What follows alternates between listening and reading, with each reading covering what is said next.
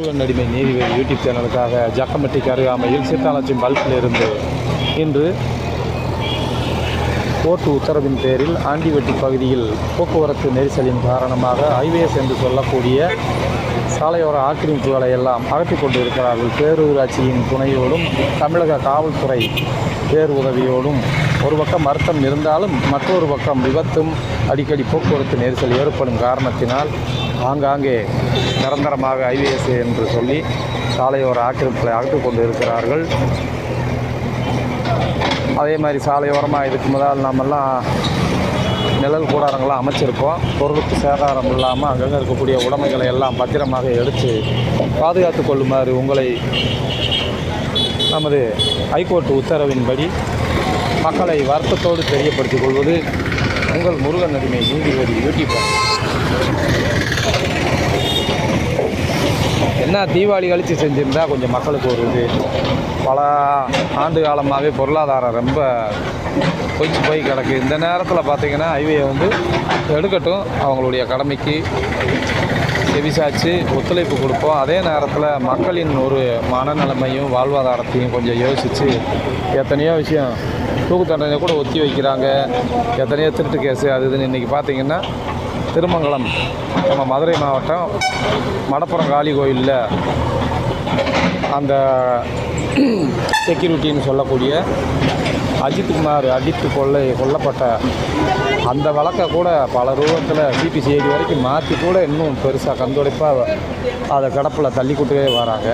இந்த ஐபிஎஸ்ங்கிறதெல்லாம் தீபாவளி கழித்து செஞ்சுருந்தா இன்னும் ஒரு நல்லா இருந்திருக்குங்கிறது மக்களின் ஆதங்க வேதனை கருத்து என்பதை எத்தனையோ பிரச்சனைகள்லாம் கோர்ட்டுக்கு தான் தீர்ப்பு கிடைக்குது. ஒரு நேரம் கிடைச்சும் கிடைக்காமல் போகுது.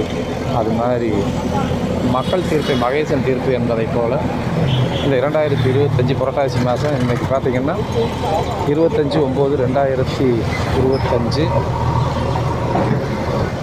வியாழக்கிழமை இந்த ஹைவேஸை தீபாவளி கழித்து செய்திருந்தால் எல்லோருக்கும் இன்னும் மனப்பூர்வமாக இருந்திருக்கும்.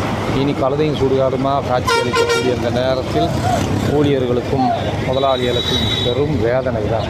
என்ன செய்வது? ஐயோ, முருகன் அடிமை நீதிபதி யூடியூப் சேனல் வாயிலாக வேதனையோடு பதிவு செய்து கொண்டு இருப்பது வேண்டாம் என்று சொல்லவில்லை, வேண்டும். ஆனால் இப்போதைக்கு வேண்டாம். வாப்பா, வணக்கம்யா. அப்படியே எடுங்க. சரியா. தமிழக காவல்துறையும் ஒத்துழைப்போடு அவர்கள் எல்லாம் அதே நேரத்தில் மார்க் பதிவிட்டதை யாருக்கும் மனம் நோகாமல் சீரோடும் செம்மையோடும் செய்யுமாறு ஏசிபியை இயக்கக்கூடிய மற்ற அனைவரும் அரசியல்வாதிகளுக்கும் அரசு அதிகாரிகளுக்கும் முடிவோடு கேட்டுக்கொள்வது பாதகம் இல்லாமல் பாதகம் இல்லாமல் நடுநிலையோடு நடந்து கொள்ள வேண்டும் என்று முருகன் அடிமை நீதிபதி யூடியூப் சேனல் இல்லாமல். வணக்கம் சுப்ராசனி, விகேஎஸ் பேப்பர்.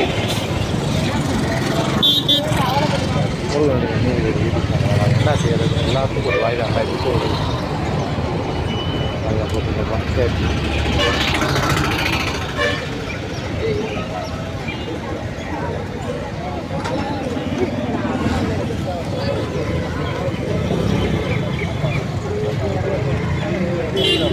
பிறகு மாக்கியண்ணா.